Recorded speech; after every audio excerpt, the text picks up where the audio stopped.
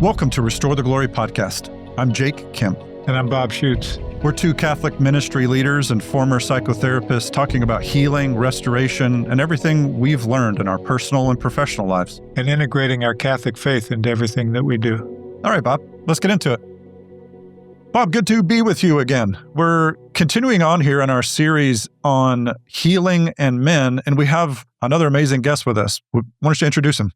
Yeah, I'm really happy to have Devin on. Devin Schadt, and he is the founder of the Fathers of St. Joseph, which is his ministry, and the author of way more books than I knew about, actually. I have read a couple of his books and reviewed an upcoming one, but you've been a prolific writer, Devin, and I've also watched you on some episodes of The Catholic Gentleman, and we've had maybe a handful of interactions, but they've been really deep and beautiful. And, when I see a man who has gone through a lot and has only grown in love for Jesus through it all, it just gives me a lot of respect. And so I have a lot of respect for what I know about you, Devin. And so welcome. Thank you very much. And the feeling is mutual. I respect both of you two immensely, and your podcast has had powerful effect in my life. Yeah, grateful to hear that. So tell us a little bit about you, just give us some of the backstory. Yeah. Well, currently I've been married for 30 years, just to put this in perspective. And I have a wonderful wife and 5 daughters. I'm surrounded by women. As one guy said, you're like Blessed Virgin Mary, you're blessed among women. So that has its challenges in its own right, but it's very wonderful. So I'm also a grandfather now of, I think, 5 and 2 on the way. So we're growing, but so it's good. But just a little bit about my background. So I had a rough childhood. I lived in a volatile, kind of vociferous kind of environment. Just from day one, I was at odds with my mom. I don't understand why or what was going on in her. We've had conversations about that, but it was just very difficult. So when I mean difficult, it was like a war zone. Every day, I wasn't sure what was going to happen. I wasn't sure how my mom was going to react to me. I was a very hyper, high-strung kid, very active. And because of that, I suffered a lot of insecurity. So, we talk about the father wound, and I believe it is the father wound because it's from the father of lies. And the way the father of lies generally works is as you gentlemen know, he takes a person of authority in our lives, a person who subconsciously represents God the Father or God in general, and we cling to that person because we want that love, we want that affection, we want that affirmation. And then that person does something to betray us or wound us deeply. And then subconsciously, we think not only can that person not be trusted, neither can God. And so that's what happened to me. My childhood environment was violent, a lot of corporal punishment on both sides from my mother and my father. And just a caveat there and a qualifier, my parents are saints today. My parents are wonderful human beings who I love and respect and still return to for advice. They're just amazing, holy people. So when I say these things, it's not at all as like a black eye, painting a black eye in their life. No, we've all grown immensely and found healing in the Lord who alone can provide it. But that said, what happened was I grew up with this feminine wound, a maternal wound. I also had a father wound, but the maternal wound ran deeper. And what I noticed as a kid was I had a tremendous longing for female affirmation and female attention, and that became disordered very quickly. But that also drove me to doing things, what I call the 6 Ps of the world. So what happens is when we don't have our identity in the Father, when I don't believe that God the Father has chosen me and God the Father desires me and actually delights in me, then I turn to the world. And the world offers its maxims and its promises. So prestige, prominence, power, profit, possessions, and pleasure. And we look to get our fill and our identity and our peace in these things. But no matter how much of prestige and prominence and power and profit and possessions and pleasure we have, it will never be enough. Like, for example, my wife's sister was married to a multi-millionaire, billionaire almost, who he was probably embarking on his 80th year of life. He should have been cramming for the final exam, and he decided to build a resort on a obscure Caribbean island, not Epstein Island, but on some obscure island. And I asked him, I said, why are you doing this? I mean, you should be spending time with your family and your kids and just kind of preparing for the next step, heaven, or your judgment. And he said, because my friend is wealthier than I am and it burns me and I want to beat him. And so it demonstrates no matter how much we have of the 6 P's of the world, it will never be enough. And so that's the way I was. I became a thief very quickly. By the time I was in 5th grade, I was stealing things from, department stores and grocery stores. And a very pivotal moment was when my brother had a job as a paper boy and he was able to buy baseball cards. I was lazy. I didn't want to work. And yet I wanted baseball cards. And so I just loaded my pants full of baseball cards at Alton Drugstore, and I drove on my bike home, and I had this pile of baseball cards, and my dad and mom were like, where did you get those? And I'm like, oh, I bought them at Alton Drugstore. And they're like, with what money? And I'm like, well, I had some money. No, you didn't. So my mom said, you need to return those baseball cards. Good. I think that's great. And so the next day I went to Alton Drugstore, and I was nervous as nervous. Little 4th grade or 3rd grade, I can't remember, 4th grade. And I went into the Alton Drugstore, and instead of going the right way, I went to the left way, which was the liquor department. And I got the salty old liquor department, manager. And I'm looking up over the counter, and here he is. He's bigger than life, and he's just as old. And I was like, I took these baseball cards and I set them on the counter. And I said, I'm sorry for doing this. And he says, are you ever going to do it again? I'm like, no. And he's like, get out of here. So I rode my bike home, and my mom was at the door with her arms braced against the door. We're like, you're not getting in here. And she said, did you return the baseball cards? I said, yeah, I returned the baseball cards. And she said, no, you didn't. And then in a sense, the physical punishment, began and progressed. And so anyway, that was a moment where I intuited that you're not rewarded for doing the right thing. And so then that escalated. So I became a major thief, where I was stealing money out of the cash register at this restaurant I was working at.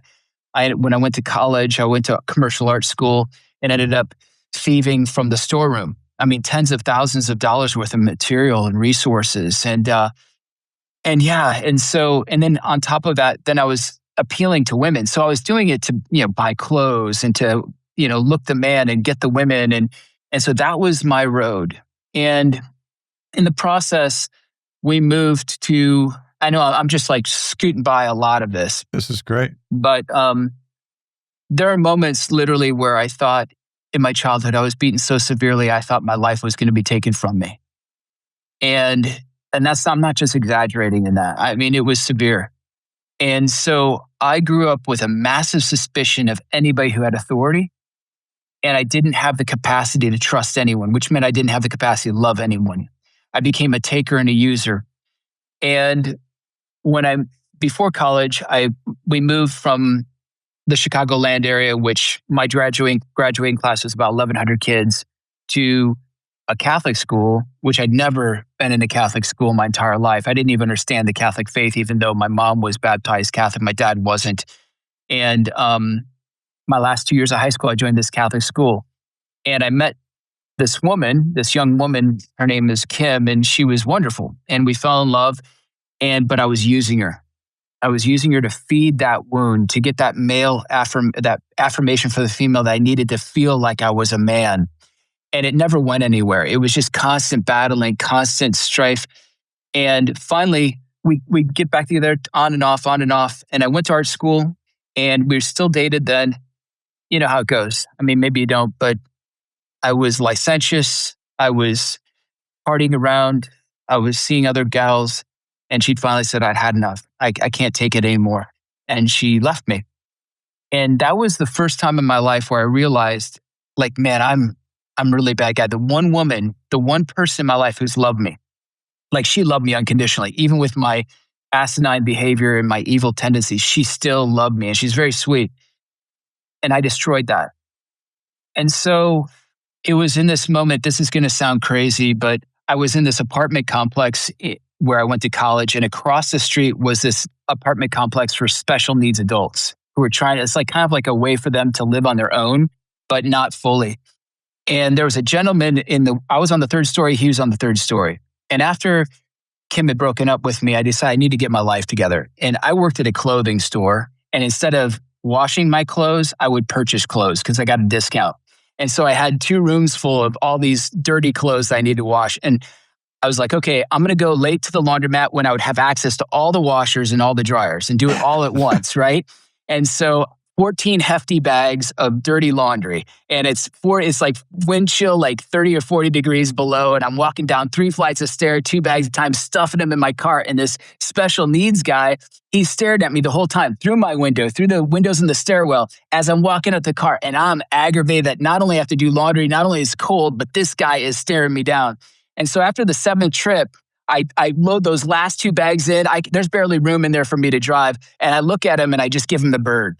And I get in the car and I drive off. And I did my laundry and that was that. Well, about 4 months later, it was a beautiful spring day and I was heading to work.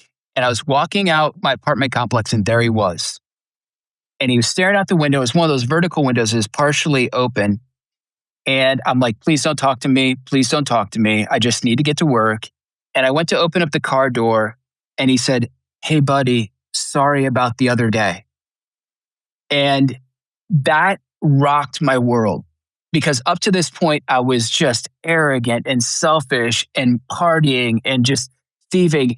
And when he said that, I just was like, it's okay, it's okay. And I got in the car and I sat for a moment and it just like something hit me where I realized my whole life, this is what I've done to people. Sorry about the other day. What was 4 months ago to him was yesterday. The pain was with him. And that's what I'd done to everyone in my life. And so I would go out to this place, St. Edward's Church, to shoot hoops just to get my mind off Kim because I was very suicidal at the time, feeling like there was nothing to live for. And the ball caromed off the basketball hoop. And I grabbed the ball and I was looking at St. Edward's Church. And I was like, I haven't been in a church, I don't know how long. And so I put down the basketball and I walk in this Catholic church. It's dark back in the days, in medieval ages when the churches were open, and it's dark. And I walk in and I just start walking up the aisle. I don't know what I'm doing. And this heavy weight, a good weight, comes down on me. And literally, I was just driven to my knees. And I just began to pour myself out to God. I didn't know who he was, anything. I just begged for my life to change because I knew I was on the edge of disaster and it was over. And just then, this glorious music kicks on. And I'm like, oh my gosh, is this a sign from heaven?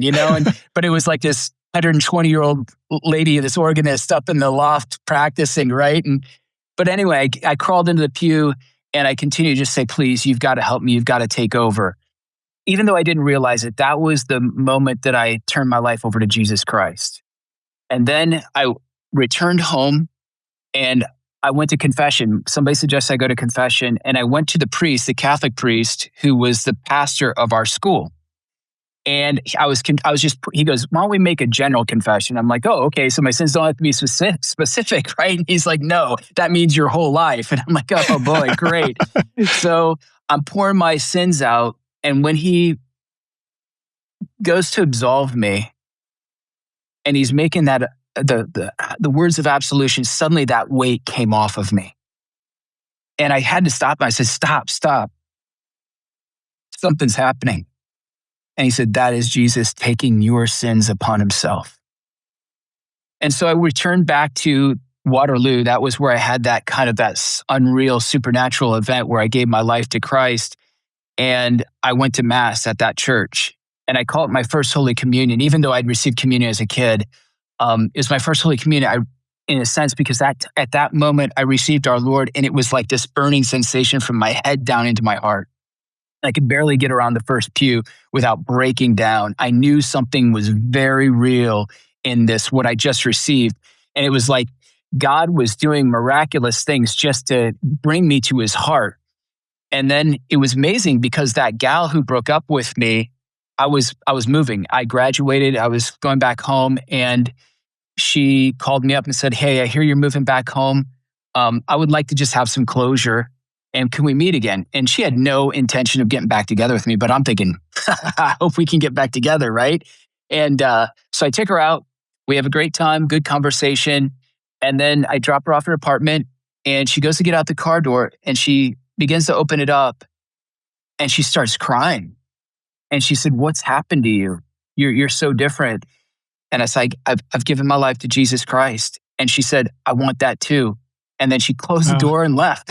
I was like, okay, great. And then I didn't hear from her for another 4 months. And then she called me. She said, "I'd really like to try to work this out." And now she's my wife. And so with her, like they say, with every blessing, there's a curse, and every curse, there's a blessing. And so with my wife, it was the greatest of all blessings. She was impossible, like for a guy like me to have. And the fact that she came back to me was absolutely, gosh, I'm so sorry, miraculous. I didn't expect this at all. Sorry about this. But then it was like we got into marriage, and then I brought my lusts into marriage. I brought all that need for female affirmation into marriage. I had repented of my sins. In fact, I wrote a check to the woman I stole who owned the restaurant, a cashier's check for the money I stole, signing it, Jesus Christ. My friend who's now a priest, Father Bruce, we went up back to the school where I stole all the goods from. We packed them all up. We brought them back there. It's early in the morning, and one of the teachers, Mrs. Willoughby, she shows up, and she's seen us unload all this stuff in the driveway there in front of us. She goes, "What are you doing?" I said, "I've stolen all this. You can call the police. I'm ready to go to jail." And she says, "Say no more. Just bring it in." And that was just like the beginning of like God just transforming me and working in my heart and inviting me to trust him. And so my wife and I, that trust would need to go deeper. And the test would become more severe. With our third pregnancy, our daughter Anna Marie was born at 28 weeks premature. And so she was small. She was like, yay big. Her finger or her leg was the size of my index finger. She's very small. And she spent a month in the neonatal intensive care unit where they were allowing her digestive system and her lungs to function properly. And then after that month, she came home, and we had our little perfect Anna Marie. But then within 5 days, she spiked a fever. She was having respiratory issues, so we took her back to the hospital, but we couldn't readmit her to the neonatal intensive care unit for fear of infecting the other babies.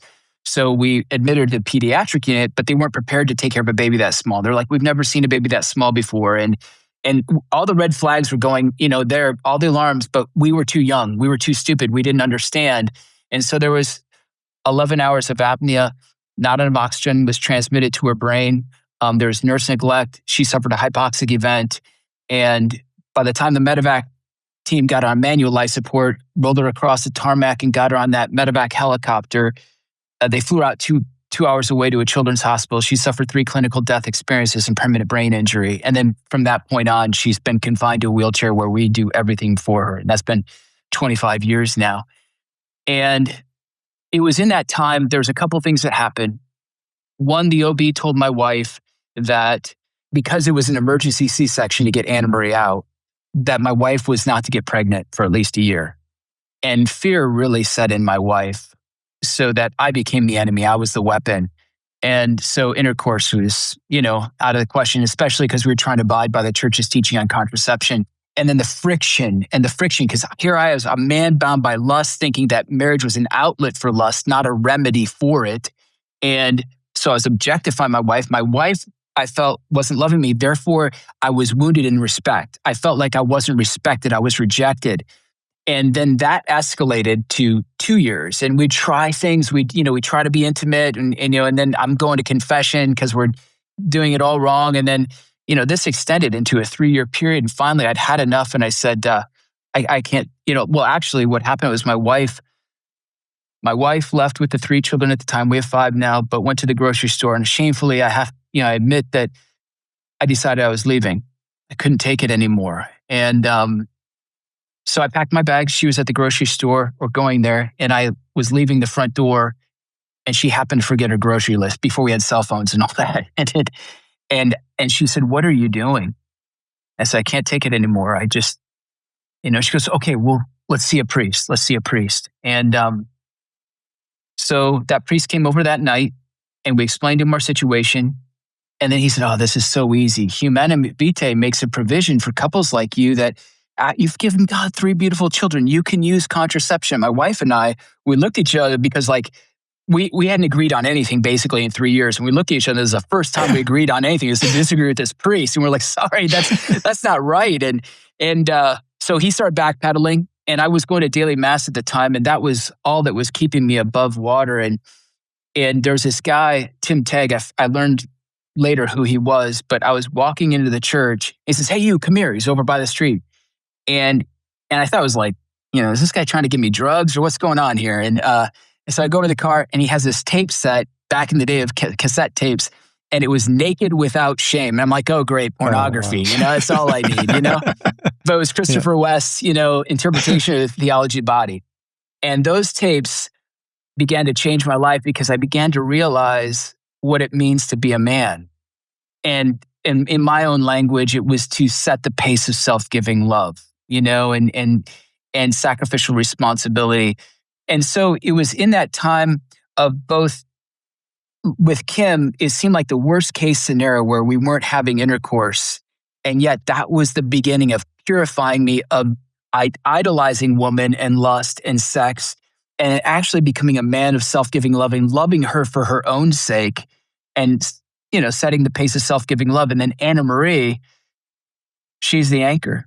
I mean, she has taught us so much about self-giving love. And that, her calling us out of ourselves to serve her, to sacrifice for her.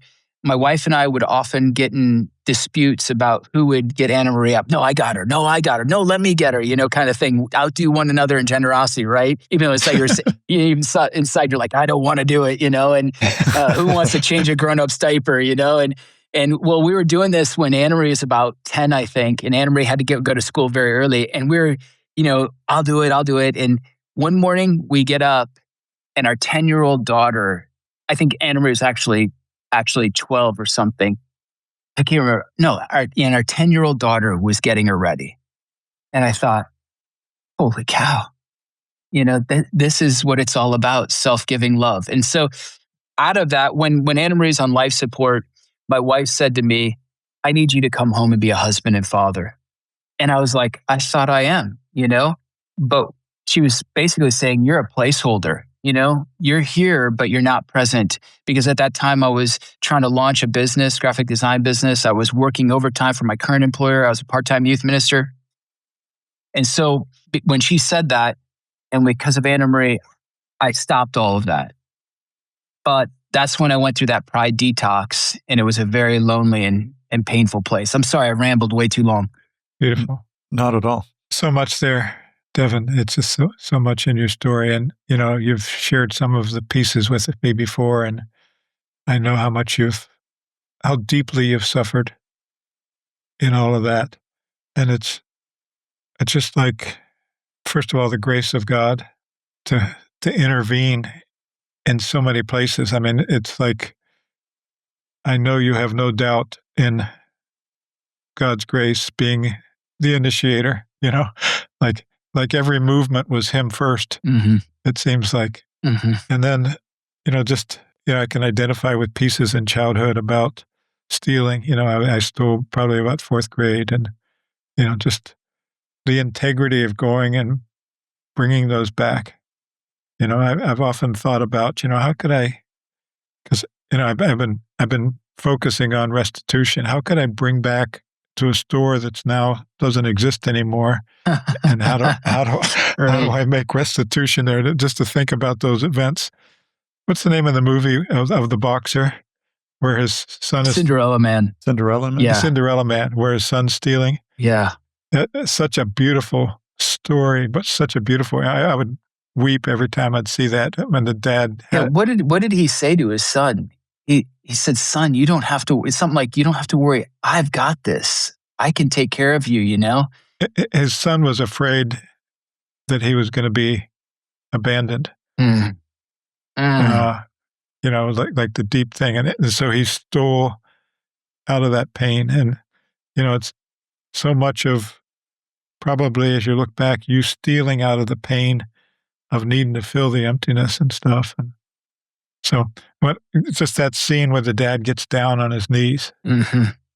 and the son starts to reveal his heart, about where the real pain is, and the dad hugs him, and I'm never going to leave you. That's just like so moving. But I think about that with you and those scenes, and your mom responded in completely the opposite way. Your mom and dad, and just got the pain in your heart of being missed again, being missed again, being missed again. Yeah, and I interpreted that as really God is against me. I remember even years after I had surrendered my life to Jesus Christ, I was so pained that thinking that God had created me to be another Judas. And I remember opening the Bible and just, Lord, speak to me. Lord, speak to me. And you know how you do that, you open it up and it was Romans 8, and I think it was 8:28. No, but 8. And Paul says, God has given us his own son, to ransom us. What more wouldn't he give to us? And I thought, is that me? And still I wasn't convinced, and this is the problem. This is what I see in my own self, and I see in a lot of ministry and evangelization is we bring that hunger for validation, that need to be affirmed, that need to be recognized and respected. And we bring that wound into ministry, and then we expect that the ministry is it's not for God. It's a vehicle we're using to try to fill ourselves full of affirmation. And Bob, that's when I reached out to you, because that was a huge epiphany in my life, because of course, like ministry for me is just, at times it's pitiful, and and I'm like, oh, nobody's listening and nobody cares, and I'm such a failure. And I called Greg Schlueter, and I was pouring out my heart to him. He's like, and I said, Bob Schutz, right? And he's like, yeah. And I'm like, do you think you would reach out to him and see if he could talk to me? And this is typical Bob Schutz. Greg gets a hold of me and says, yeah, he's willing to talk to you tomorrow morning at 8. And I'm like, oh my gosh, that's crazy. So we had that conversation, and that's when that beautiful conversation, which was healing in itself. I mean, it was so incredible. But then you introduced me to Christopher Lafitte, and who's another Christ-oriented therapist, amazing young man, gifted young man. But his waiting list was like a year and a half. And I waited and I waited and I waited. Wow. And I went down to there for that intensive. And I'm bringing all the baggage of usurping God's glory in ministry, or attempting to do so, not knowing that's what I'm doing, self-idolatry, the pain of being a failure. And I bring this to Christopher's feet. And that was the beginning of truly recognizing that I have a father, that God, Abba, is my father, and that he didn't just create me for nothing. He had a purpose, just like he has for every one of us. And it's to be with him and to share in his glory, to receive him. And I realized, to the level that I'm not secure in my identity as a son of God, that he loves me just because I'm his. If I don't believe that truth, that's when I appeal to the world and using ministry to usurp his glory. And I've come to realize there's two types of men in this world. There are men who use God for their glory, and there are men who use themselves for God's glory. And in meeting with Christopher, what was a huge, huge, huge epiphany in my life was I hated the little guy. When I was a kid, I was fat and I had buck teeth, the kind of buck teeth you can eat corn through a picket fence, bowl haircut, beat up all the time, and just a loser. And that loser pained me. I was running away from that loser. Like in The Kid, you ever see the movie Bruce Willis, The Kid? Yeah. That's the guy. I was running away from that fat kid. And it was like Christopher was like, you're running away from the wrong guy. That's the guy you need to embrace. And before that, I had this vision. I'm not a mystic, but I was at a conference where I was giving a talk, and I was so plagued by my self-doubt and just by not being secure in the Father's love and just looking for validation. And I went up for Holy Communion, and I came back to pray. I was on my knees, and I saw Jesus, and he's very serious. And he's looking right at me, and he's got his right arm out, and it's kind of like going down. And so I followed from his face down, and when you know it, right there was that 7-year-old fat bucktooth bull hair kid, Devin, and he's holding him, and I knew what he was saying to me. He was saying, will you love him too? And so the breakthrough moment with Christopher was, I was talking about like, I struggle with this. I fail at this. I fail at that. And I feel like, I'm so little, but God's against me. And he said, that's not Teresian. And I love Saint Therese. And he's like, that's not Teresian. And I'm like, uh-oh, what does that mean? He said, no. She embraced her littleness in one hand, but she always believed that God could make her great and make her a saint. And she held those in attention, basically. That's what I got out of it. And so I went to her. I went back to her writings, reading, and she gave me a love for the little, helpless, pathetic, fat kid. And I began to love him because what she teaches me and what Christopher taught me is that God doesn't need my greatness or my glory. He's got enough of that. What he needs is my littleness and my patheticness, because that's what he loves. He loves that about me, because when God does something with our littleness and our helplessness, our patheticness, everybody looks at God and says, that can't be you. That has to be God, because you're so dang little. And it's been this process, and it's hard sometimes, but to embrace the littleness and the patheticness and just sit in there and realize, because the pain is there for a reason. The pain is not going away. God allows the pain in our life. That's the first P, so we can embrace our personal poverty. That's the second P. And by embracing that personal poverty, we start to learn to love that poverty in patience, waiting on God to do something with us, and in perseverance, praying and sacrificing and serving. And it's in that patience and perseverance that God then gives us this purity of heart, pure motivation. So then when we see someone else struggling like we do, we don't judge them or criticize them. We have compassion on them because we know our littleness and our patheticness too. And then that's where all the power comes from. That's the ultimate thing. That's the last P, right? Pain, personal poverty, patience, and perseverance. And then that purity to love. And then that's where all the power comes from to convert people and draw them into the love of God, and you have peace. And that's what I never had. And I have this peace now that Abba is my Father. Every day, it's like, Abba, Father, I surrender everything to you, because I know even if it feels bad, even if it's painful, even if it's suffering, even if it's evil, I know that you have a good purpose in your heart for this. I know you're going to do something great, because it's in my weakness you are strong. And I praise God. Praise the Father that he can take someone as broken and licentious and lustful and just ignorant as I was and am at times, and just reveal his Father's heart to me. It's everything. Well, Devin, thank you.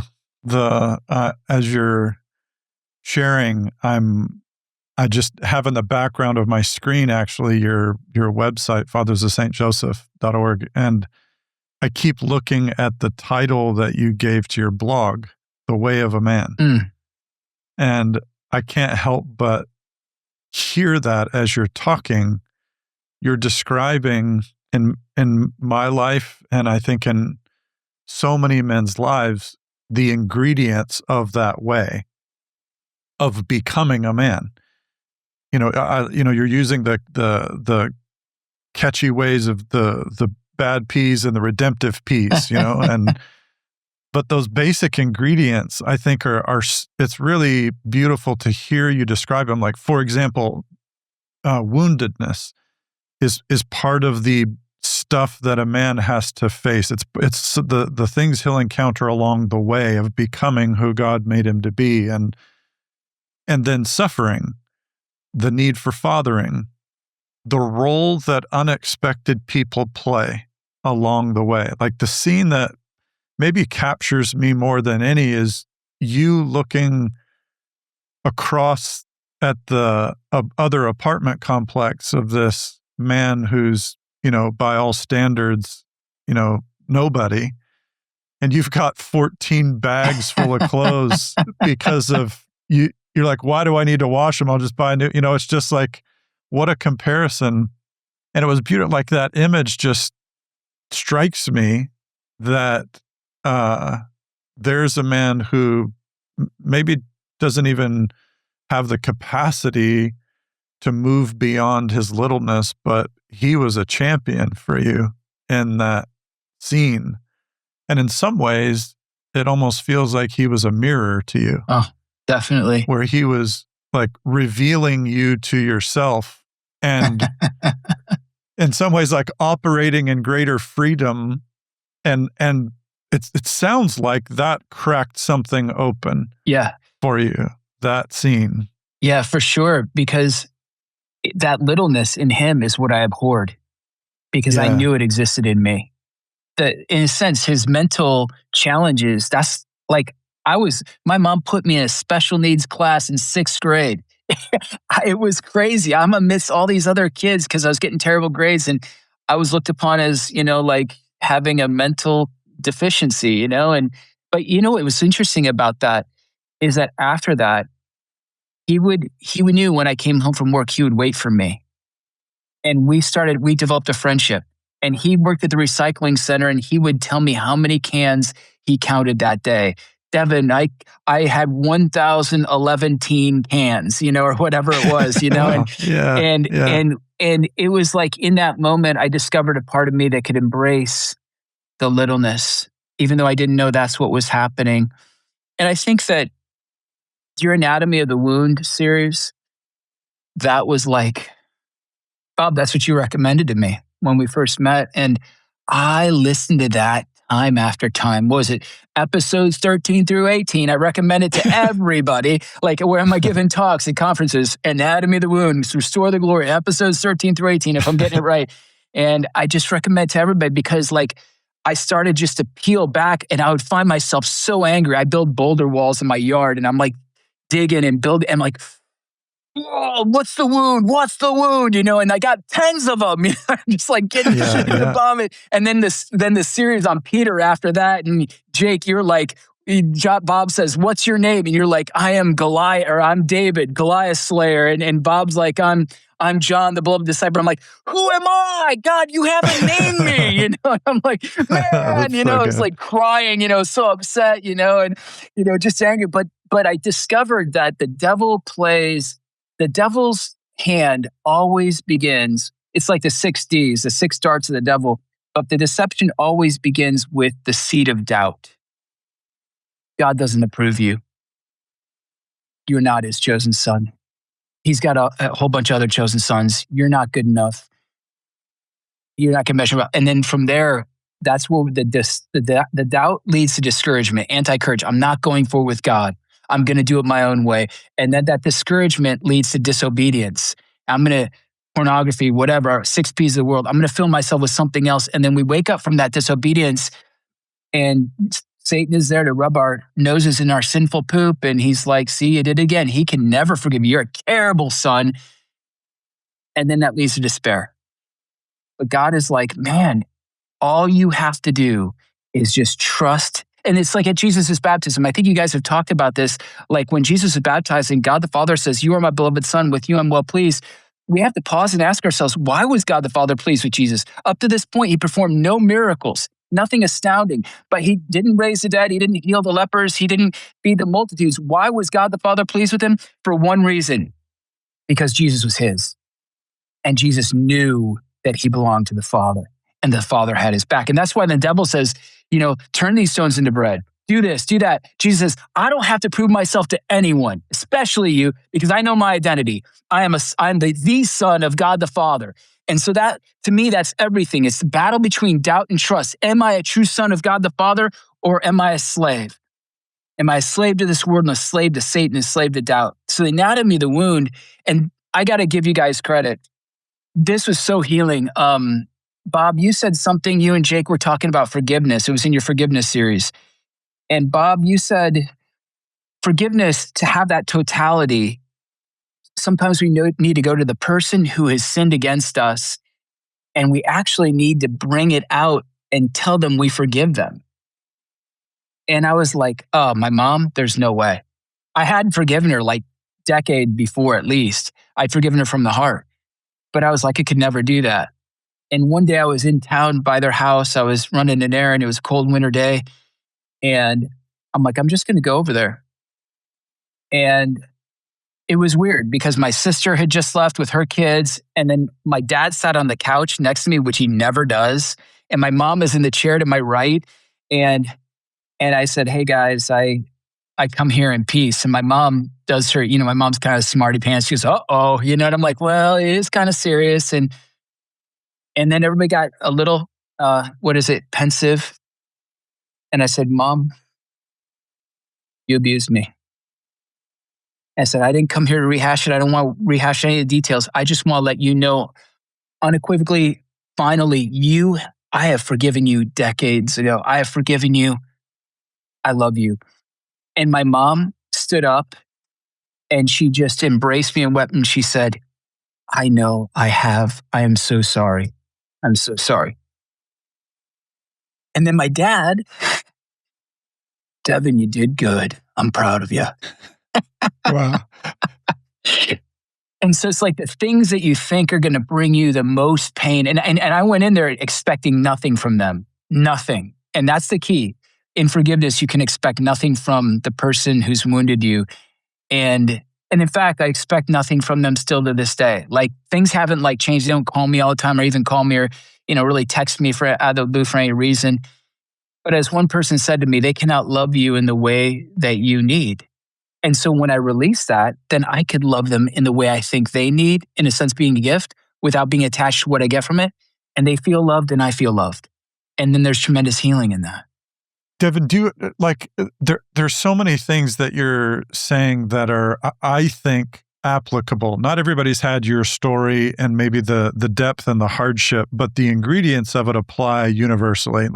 So in your ministry, where have you found things that maybe you experienced, a lot of the typical things that a man experiences? Like, what are some of the things that you notice in men where men are wounded? What are you finding out there, and what are you finding are kind of critical remedies? Yeah. Well, okay. So, just like you, I have conversations with men, and it could be, for example, I'm into drugs, I cannot break free, or I'm into pornography and it's becoming such an addiction in my life and it's killing my family. Or let me just give you an example. So yes, I was in I was in Ontario. I gave 2 talks, and after I got done, I was in my pew just thanking God, that it was over. Usually that's the way it works. Thank God it's over. And you know how you notice when you feel that sense when somebody's staring at you? It's like really odd. And so I open my eyes and there's this guy, he's scooting down, middle-aged guy, maybe his 30s, scooting down toward me. And he got really close and he kind of looked around, and under his breath, he said, what you said about the serpent coming through Eve is so true. He said, when I was 14, I got addicted to pornography. I didn't think I was hurting anybody, or especially myself. And in fact, I thought it was making me a man. And I brought it into my marriage. My wife didn't know. And then when she couldn't satisfy me, then it was prostitutes. And then it was, prostitutes and AI bots. And then and then he said, I'm getting help. And I said, tell me what you're doing. I've got an accountability partner that I meet with twice a week. I go to confession. I go to mass twice a week. I've cut out social. And then I fast.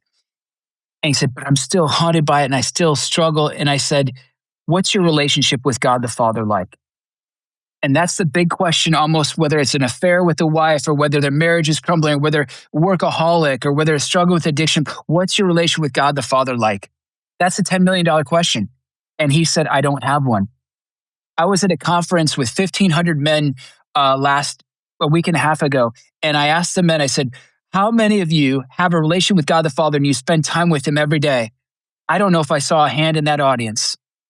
This is the Achilles heel of our nation, of our men in our world, of our time, is that we distrust God the Father. We're distant from him because we think he's distant. We disapprove of him because we think we're unapproved. And when I asked him that, wouldn't you know it, he was adopted. And when he tried to make a connection with his parents again, both of them died. And then his adopted mom died and he felt abandoned. And so that's why he keeps going back and back to it. That's why we keep going back to whatever it is because we don't sense that the Abba Abba, Father. See, what's the point of Jesus' incarnation? What's the point about him becoming man? What's the point of him becoming one of us? Is he wants us to have what he has with the Father. He wants his spirit to live in us, his sonship to ever expand in us so that we have this incredible relation with Abba Father, so that we can do the things that Christ did because that glorifies God the Father. He wants us to have that relationship with God the Father. That's the whole purpose of everything. And to the level that we have that, we have everything. And to the level we don't have that, we have nothing. And that's the Achilles heel. That's where I go. And I never used to go there because I wasn't healed in this area. And now this is exactly where I go because this is where I've experienced the most healing and the most strength and the ability to embrace the little, poor, pathetic Devin who fails all the time and just say, God, I know you got this, Father. It's okay. So what's your name now, Devin? Mine. Yeah.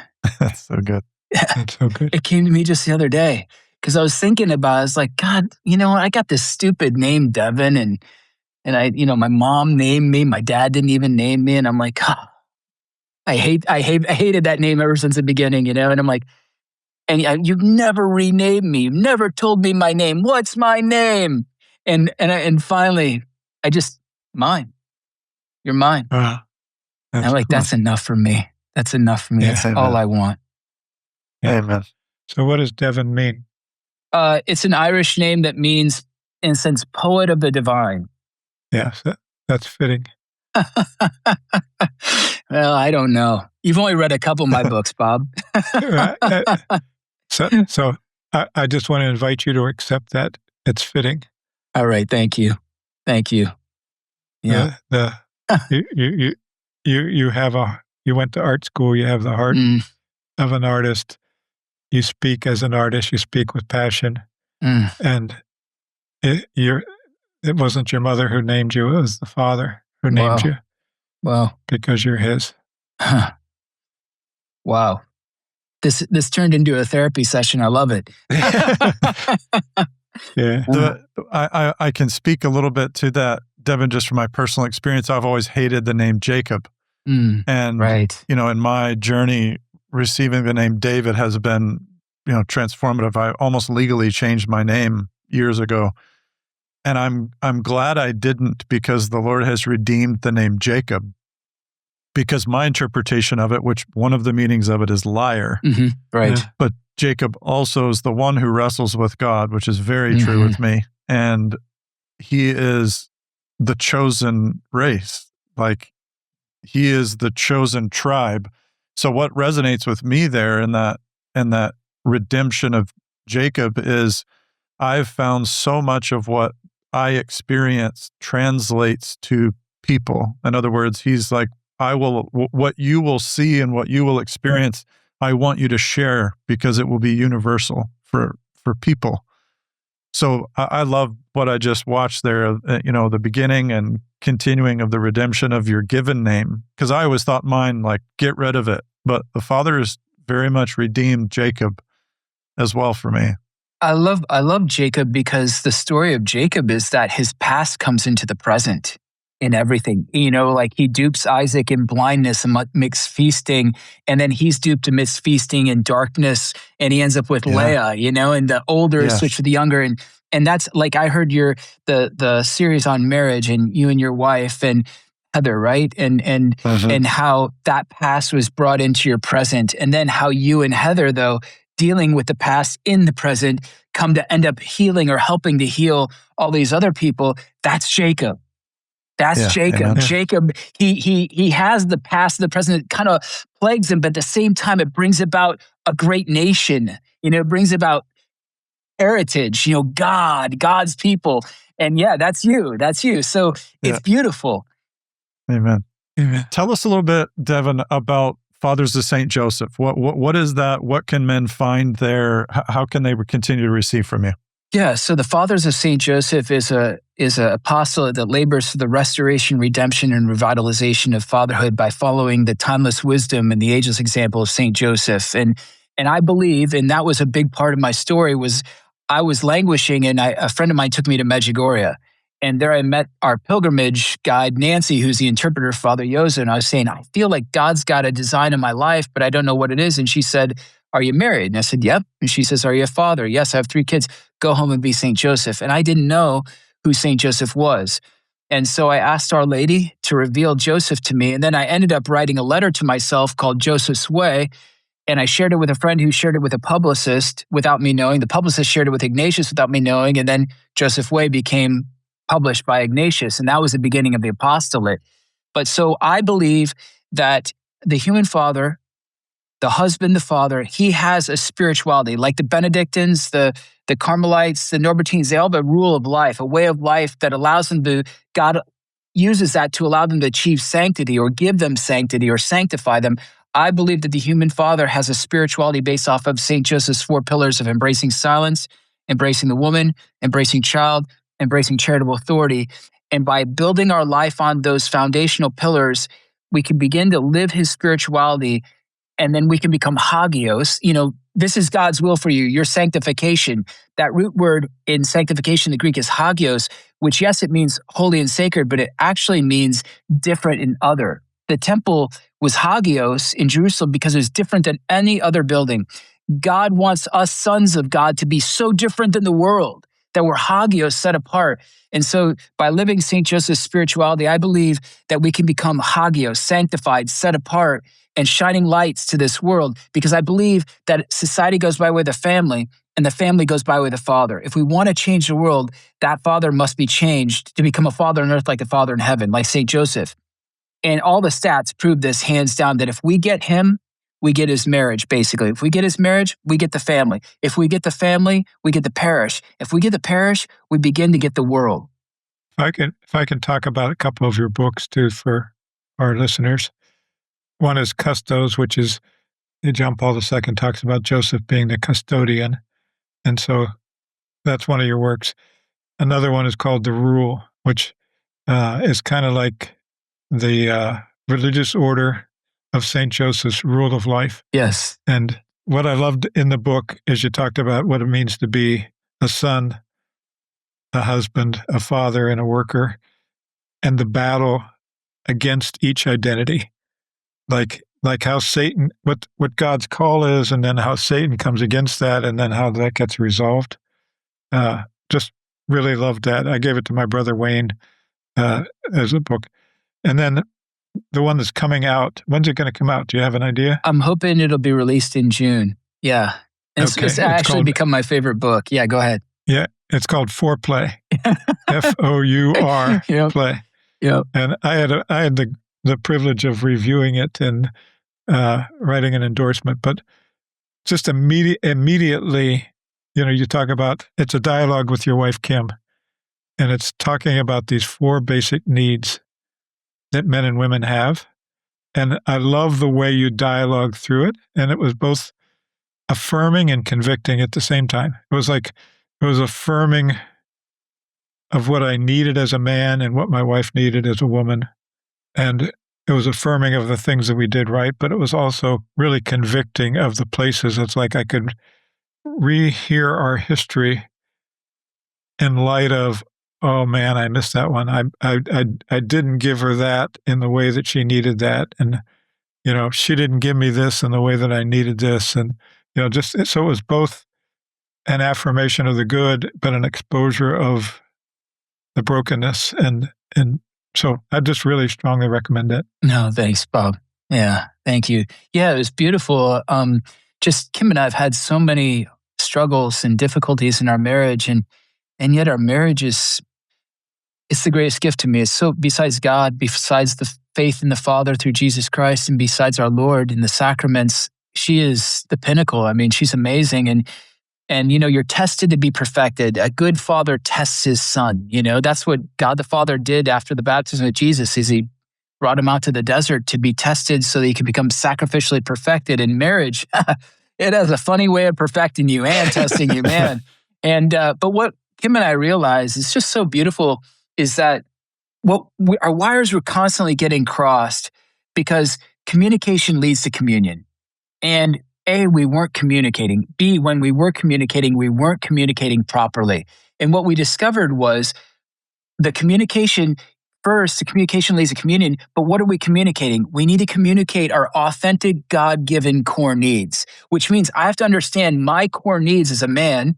She needs to understand her core needs as a woman. And then we communicate those core needs to one another. Then, without blame, shame, guilting the other, without accusing the other, in a safe environment, which takes a lot of practice, right? But then after communicating those needs, then we give the other the ability to, on their own, creatively address our needs without coercion or manipulation or seduction. And that's when all the magic happens.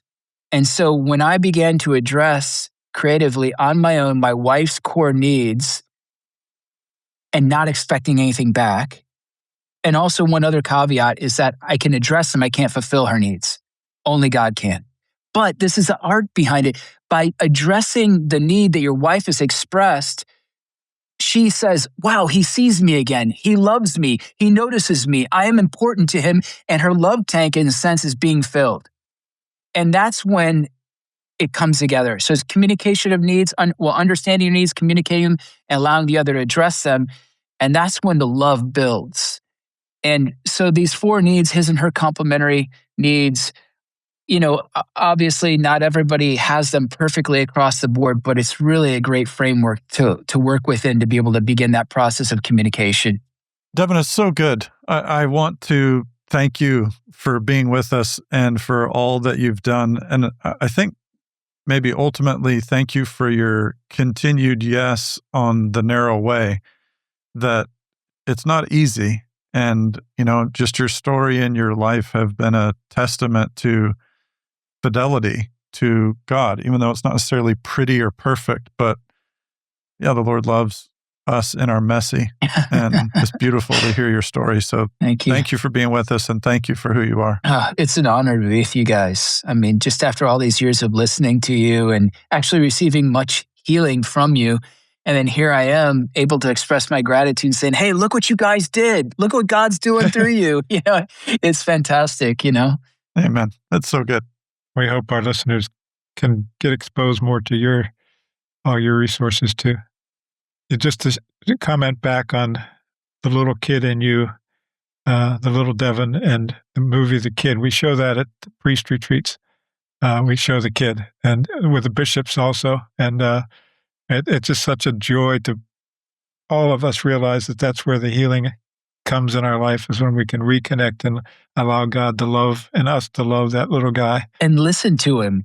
Listen to him. Yeah. That's what Bruce Willis listens to the kid. He learns from the kid. Yeah, and that's what's going on in my life right now, is I'm finally listening to that kid and learning from that kid and not afraid of his needs, Yeah. So good. Amen. So listeners, fathersofstjoseph.org, you can go to that website, see the blog and resources, talks, other events. We really want to encourage you to check that out. And again, Devin, thanks so much for being with us. And listeners, we will talk to you again soon. Thank you so much for listening to today's episode. If you want to go deeper into the journey of healing and restoration, consider partnering with us on Patreon, where you'll gain access to exclusive content just for patrons. Simply go to patreon.com/restoretheglory.